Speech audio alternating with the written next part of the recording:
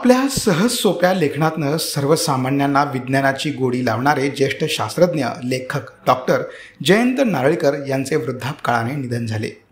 आयुका येथे त्यांचे पार्थिव दर्शनासाठी ठेवण्यात आले होते. दरम्यान आयुकामधील विद्यार्थ्यांनी नारळीकरांसोबतच्या आठवणींना उजाळा दिला. त्यांनी भावुक करणाऱ्या प्रतिक्रिया दिल्या. माझं नाव प्रांजली सोहनी. मी पुणे युनिव्हर्सिटीमध्ये सध्या प्रोजेक्ट असिस्टंट म्हणून काम करते आणि विज्ञानाबद्दल जी आम्हाला आवड निर्माण झाली विज्ञान कथा वाचून, तर सरांच्या जी पुस्तकं आहेत अंतराळातील भस्मासूर म्हणून, तर त्यातल्या गोष्टी वाचून आम्हाला विज्ञानाविषयी आवड निर्माण झाली आणि मग त्यात पुढे काहीतरी शिकावं असं आम्हाला वाटलं आणि मग त्यातनं आम्ही इन्स्पायर त्यांनी आम्हाला केलं. सरांचं जे काम आहे म्हणजे त्याच्याविषयी बोलण्याची माझी अजिबात पात्रता नाही आहे, पण त्यांच्याबद्दल आम्हाला खूप खूप अभिमान आहे आणि खूप म्हणजे आम ब्लेस्ड वाटतं की आम्हाला इथे यायला मिळालं आणि हे अटेंड करता आलं.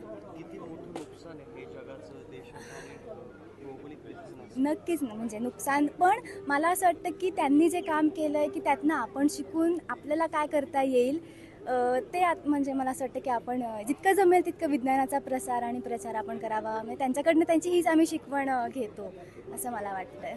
सरांचं पुस्तक वाचून सरांचं कार्य करून मला असं वाटलं का कधी की यस आपण पण या क्षेत्रामध्ये काही कॉन्ट्रीब्यूट केलं पाहिजे? हो, नक्कीच नक्कीच. विज्ञान आणि खगोलशास्त्र म्हणजे सगळ्यांनाच ॲक्च्युली खूप इंटरेस्ट वाटतो त्याच्यामध्ये, पण काही काही खूप क्लिष्ट त्याच्यामधल्या गोष्टी असतात. त्यांच्या शिकण्यासाठी खूप मेहनत करावी लागते नक्कीच. आणि इतक्या मोठ्या लोकांचं आपल्याला दर्शन घेता येतं, हे खूप मोठी संधी आहे. म्हणजे याआधी कधी सरांशी भेट किंवा नाही, म्हणजे मी पर्सनल त्यांना कधी भेटले नाही. फक्त त्यांच्या पुस्तकातून त्यांच्याशी येस, त्यांच्याशी आम्हाला yes yes. So what should I start from, like directly say about Narlikar? Okay.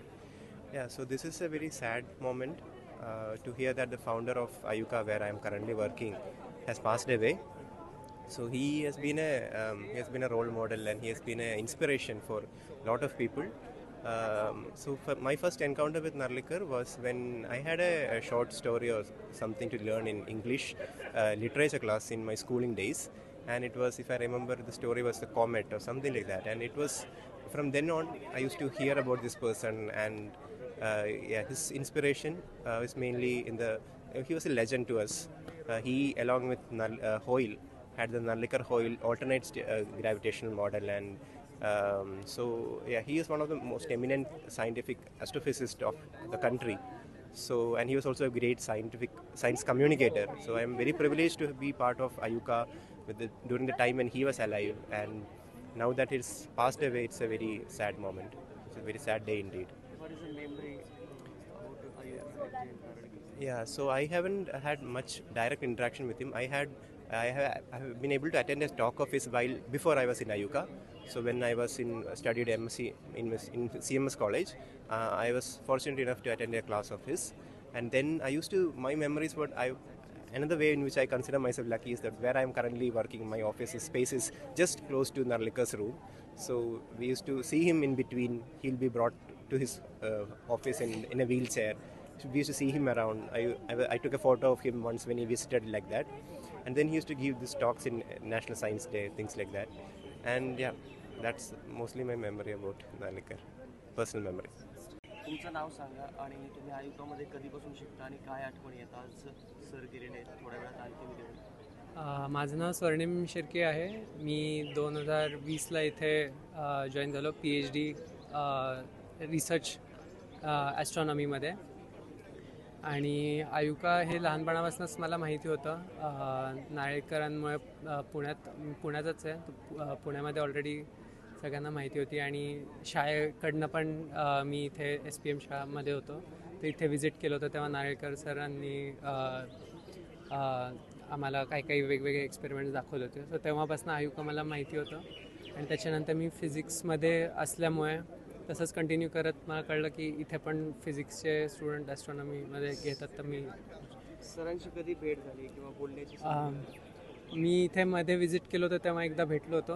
आणि मी जेव्हा जॉईन झालो तेव्हा ते ऑलरेडी इथे नसायचे, तर अधनमधनं व्हिजिट असायची, तर मग एक दोनदा भेटलो होतो आणि त्यांच्याशी संवाद झाला होता.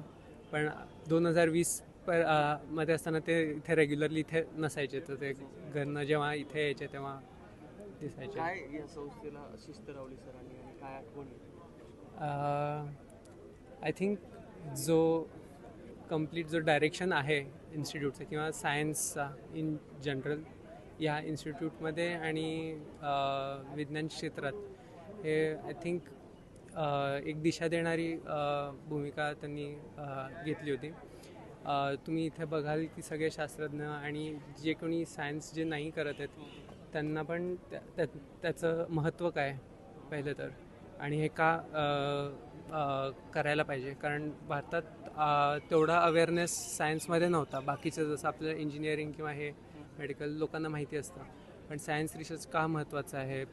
बाकीच्या देशांमध्ये बरंच चालतं, पण आपल्या इथे बेसिक सायन्सचं तेवढं माहिती नसल्यामुळे ती जे ग्रासरूट लेवलला लोकांपर्यंत माहिती जी पोचवावी लागते की काय असतं किंवा सुपरस्टिशन्स असतात किंवा ॲस्ट्रॉलॉजी वगैरे, त्याच ते काय ते कसं वेगळं आहे आणि सायन्सचं काय महत्त्व आहे हे लोकांपर्यंत पोचवण्यात आय थिंक त्यांचा मोठा रोल आहे. आणि त्याच्या थ्रूच थोडं आपोआप शिस्त लागते की हे काहीतरी सिरियस आहे आणि हे महत्त्वाची गोष्ट आहे आणि देशाला पण महत्त्वाची गोष्ट आहे. जगाचं असेल आणि एकूणच विज्ञान जगताचं म्हणजे खगोलशास्त्र विज्ञान असेल या सर्व क्षेत्राचं किती नुकसान झालंय सर?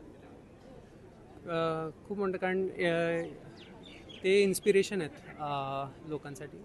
सो इथे पण जेव्हा त्यांनी इन्स्टिट्यूट केली, जगातले टॉप सायंटिस्ट जे आहेत त्यांनी ही इन्स्टिट्यूट रेकग्नाईज केली. ते इथे आलेत, शिकवलेत, विजिट केलं आहे. त्यांच्याबरोबर कोलॅबरेशन्स जे इंडियामध्ये तेवढे आधी नसायचे त्याच्यात मोठं योगदान आहे. सो अँड ते सगळ्यात जगभरात नारळीकर हे नाव सगळ्यांना माहिती आहे. सो त्याच्यामुळे इंडियाच्या सायन्सला पण एक कॉन्ट्रीब्युशन रेकग्निशन मिळालं.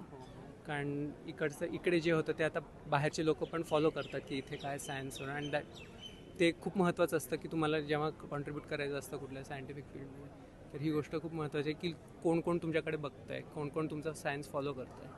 सो त्या सोशल मीडियाच्या भाऊ गर्दीत विश्वासार्हतेने चकाकणारे नाव म्हणजे लेट्सअप मराठी. सगळ्यांना, सगळ्या नागरिकांना ती स्पीच, ती लेट्सअप वरील मुलाखती म्हणजे विचारांचा खजिना. त्यानंतरच्या निवडणुकीमध्ये मला सोडून गेले.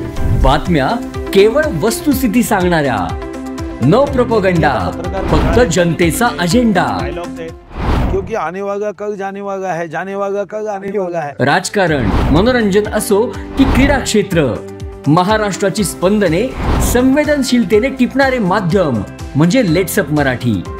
जगासोबत एक पाऊल पुढे राहण्यासाठी लेट्सअपचे ॲप, सोशल मीडिया आणि वेबसाईट सोबत कनेक्टेड रहा.